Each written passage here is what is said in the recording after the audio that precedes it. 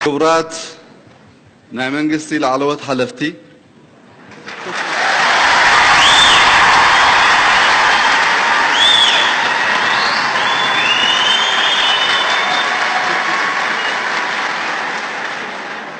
ክቡራት ተጋደልቲን ስድራ ስዋዕትን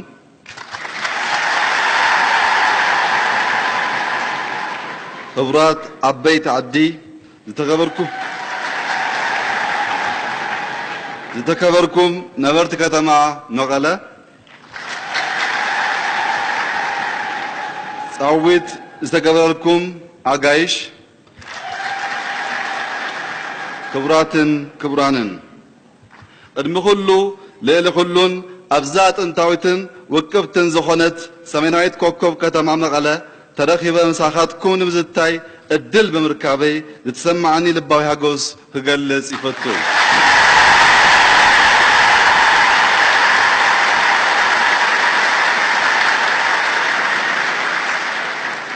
ትግራይ ማለት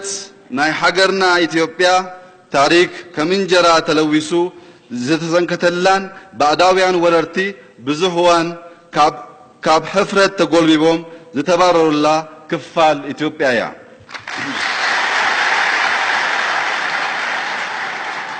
ኣብዛ ናይ ጥንታዊት ኢትዮጵያ መበቆል ጥራሕ ዘይኮነትስ ኣብ ናይ ሎሚ ኢትዮጵያ ማእገር ዝኾነት ክልል ኣብ ጽባሕ ስራሕ ዝጀመርኩሉ በኣኻል ተረኺበ ምሳኻትኩም ክምያየጥ ብምኽኣለይ ዝተሰማዓኒ ትሕጉስ ወሰን የብሉን።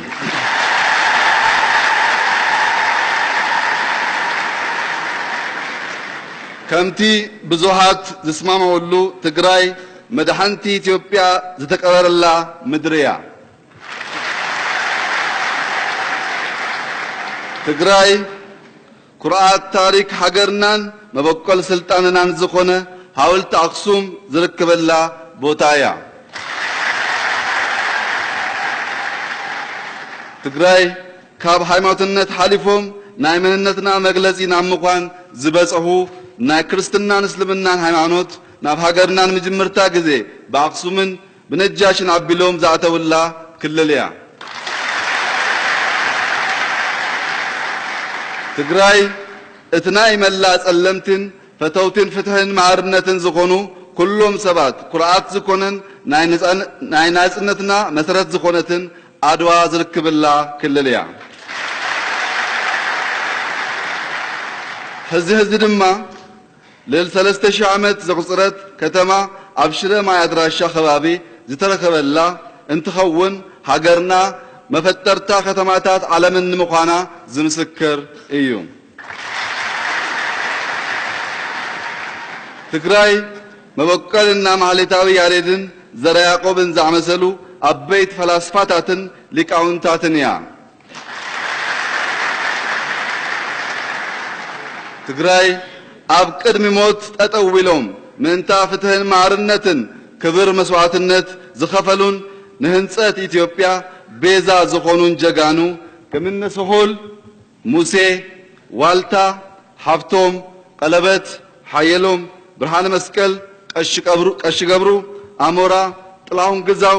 ብፍላይ ከምና ብጻይ መለስ ዜናዊ ዝኣመሰሉ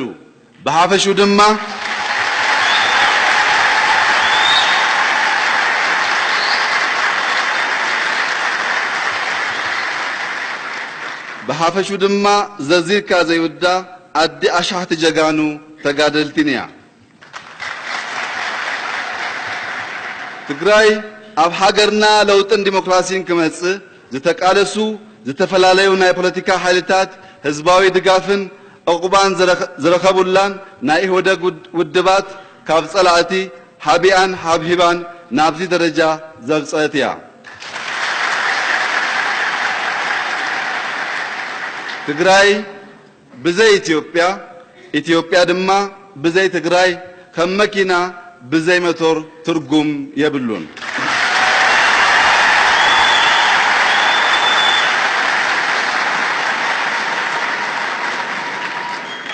መንኣሰይ ተጋሩ እዙይ ኣብይ ታሪክን ሕድርን ኣያታትኩም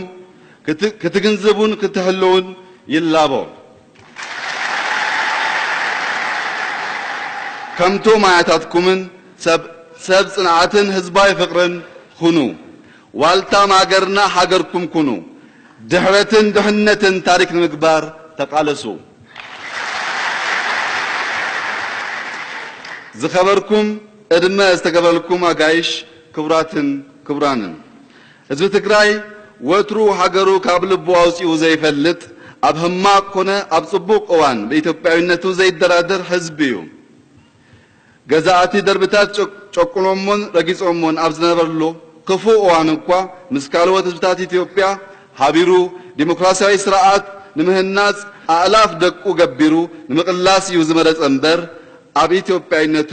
ፍጹም ከይተወላወለን ጽንዓትን ሓቅነትን ኣብ ደሙ ዝሰነቀ ህዝቢ እዩ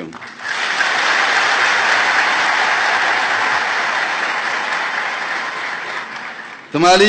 ኣብ ሓደ ከባቢታት ኦሮሚያን ኣምሓራን ንዝተፈጠረ ኣዝና ንሕዝን መንግስትና እዙይ ተግባር ከይድገም ምስ ህዝብና ኮይኑ ግቡእ ኩሉ ክፈጽም እዩ ወላኳ ገለ ውህዳት ኣብ ዝደይልን ኢትዮጵያዊነት ዘይኮነ ተግባርን እንታተውን ዝበዝሕ ህዝቢ ግና ኣይተቀበሉን ኦሮሚያ ዝነበሩ ተወለድቲ ትግራይ መጥቃዕቲ ንምብጻሕ ክምክር ከሎ ህዝቢ ኦሮሞ ንዓቶም ኣይተጥቅዑን መጀመርታ ንኣና ቀትልኩም ጥራሕ እዩ ብምባል ንተጋሩ ኣሕዋቱ ዘለዎ ፍቅርን ሓልየትን ኣብታ ፈተንቲን ህማቅ እዋን ኣመስኪሩ እዩ ኣሚ ኣብ መንጎ ክልላት ትግራይን ኣምሓራን ሓደ ጸገማት ተፈጥሮም ኣብ ዝነበሩሉ እዋን እውን እንተኾነ ተመሳሳሊ ህዝባዊ ሓልዮትን ፍቅርን እዩ ዝነበረ ምንም እንኳ ህዝብና ድኻን ካብ ኢድ ናብ ኣፍ ዝኮነ ህይወት ዝመርህ እንተኾነ እንኳ ማዕተቡ ኣክቢሩ ነቲ ተፈናቂሉ ዝነበረ ብጻይ ትግራዋይ ኣዝመራ አጺዱ ኣኪቡን ኣውዒዱ ኣትዩን እቲ ብጻይ ትግራዋይ ብግዚያዊነት ናብ ዝተዓቀበሉ ቦታ ብምኻድ ኣረኪቡ እዩ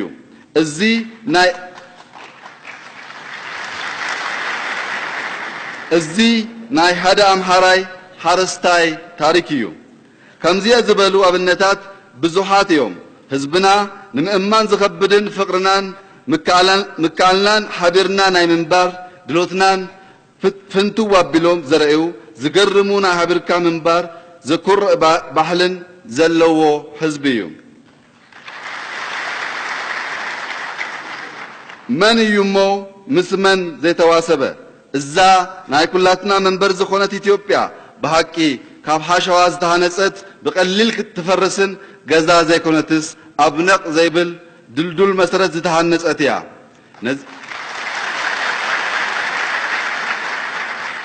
ነዚ ድማ ክንቀበሎ ኣለና ሚድያታትና እውን ንዚኣ ዝኩርሁ ህዝባዊ ታሪክን ናይ ህዝብታትናን ሓቢርካ ናይ ምንባር ናይ ምድጋፍን ባህሊ ንምግልባት ክንጥፎ ይግባእ ዝከበርኩም እድመ ዝተገበልኩም አጋይሽ ክቡራትን ክቡራንን ኣብ ጥቃዊ ቃልሲ ይኹን ድህሪው ምስቶም ተጋደልቲ ዘዋለ ብዝኾነ ይኹን ናይ ስራሕ ለቅቶ ንትግራይ ዘርአ መንነትን ሓልዮትን ህዝቢ ትግራይ ንምርዳእ ኣይጽገምን ህዝቢ ትግራይ ካብ ዝኾነ ይኹን ጫፍ ሃገርና ንዝመጸ ጋሻ ዓዱ ኣይጥይቕን ከም ውላዱ ሓብሂቡ ዝሕዝ ዘለዎ ኣብልዩ ኣስትዩ ዝሰድድ ናይ ቃልሲ ወልነት ዝሰንቕን ህዝቢ እዩ ህዝቢ ትግራይ ዘርኢ ከይመረጸ ምስ ኩሎም ኢትዮጵያውያን ጽቡቕ ምህዝነት ዘለዎን ሃገራዊ መንነትን እናፈጠረ ዝመጸን ህዝቢ እዩ ካልኦት ህዝብታት ኢትዮጵያ እውን ከምኡ ምስ ኩሎም ብሔራት ተዋሲቦም እዮም ህዝቢ ኢትዮጵያ ነንበዓሉ ክፋቅርን ክተሓሳሰብን ዝገብሩ ጸጋታት ዘለዎ ህዝቢ እምበር ነንበዓሉ ክጠራጠርን ክጓነጽን ዝገብር ባይታን ታሪኽን የብሉን ሕዚ እውን ንዞም ጸጋታትና ኣዝዮም ክንሕብሕቦም ይግባእ ህዝቢ ትግራይ ምስ ጎቦታት እናተቃለሰ በሪሶም ዝነበሩ እምባታት ዳግም በሐምላዋይ እጽዋትና ማዕረገ ዝርከብ ጻረኛ ህዝብ እዩ እዚ ፍጻመ ጽባህ ልክ ከም ኪነ ህንጻ አክሱምን አብራዋ ጽባህን ዝዝከር ተጋድሎ እዩ እዚ አጀንዳና ልማት እዩ እዚ እውን እንትኾነ ኣብ ትግራይ ኣብ ሕሱም ድህነት ዝርከቡ ወገናት ብዙሃት እዮም ነዚ ንምቅራፍ መንግስቲን ህዝቢ ትግራይን ይረባረቡ ኣለዎም ህዝብና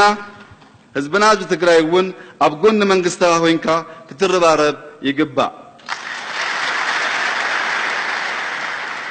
ነዚ ንምጋዝ ድማ ይወደግን ፌደራል መንግስትን ዝከኣሎም ኩሉ ከም ዝገብር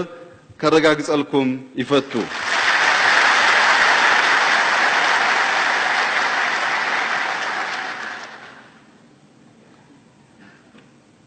ኣብ ቀረባዋን ብዘጋጠመ ጸገማት ናብ ዝተፈላልዩ ቦታታት ተዋፊሮም በነጻነት ናይ ምንቅስቃስ ናይ ምስራህን መሰሎም ዝተገሓሰ ተጋሩ ከም ዘለዎ እሙን እዩ ነዚ ንምቅራፍ ተጋሩውን ከም ኩሉ ኢትዮጵያዊ ካብ ኩሉ ቦታታትን ክልላትን በነጻነት ተንቀሳቂሶም ናይ ምስራህ መሰሎም ከልዮም ይግባእ እዚ መሰል ንክረጋገጽን ኣብ መንጎ ስታት ዘሎ ሕውነት ክጠናከርን ድማ ፌደራል መንግስቲ አበርቲዩ ከም ዝሰርህ ከረጋግጸልኩም ይፈቱ ብተወሳኪ ህዝብ ትግራይ ምስ አህዋትና ህዝብ ኤርትራ ከምናይ ቀደሙ ሕውነቱ ርክብ ንኽቀጽልን ናብ ዝነብሮ ምምላስ ምስ መንግስቲ ኤርትራ በሰላማዊ መንገድ ንምፍታህ በመንግስትና ዝግበር ጻሪ ተጠናኺሩ ክቀጽል እዩ